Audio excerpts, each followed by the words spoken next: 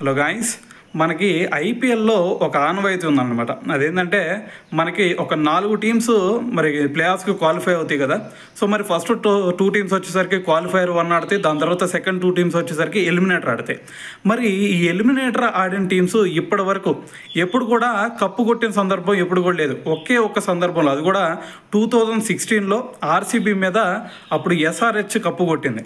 అయితే మరి దానికంటే ముందు చూసుకుంటే వాళ్ళు మరి ఎలిమినేటర్ మ్యాచ్లో కేకేఆర్ ఓడించారు. దాని తర్వాత ఇది మనకి క్వాలిఫై 2లో వచ్చేసరికి గుజరాత్ లయన్స్ మీద గెలిచి, దాని తర్వాత ఫైనల్కి వచ్చేసరికి ఆర్సీబీ మీద గెలిచి, దాని తర్వాత వాళ్ళు ట్రోఫీ కొట్టారు.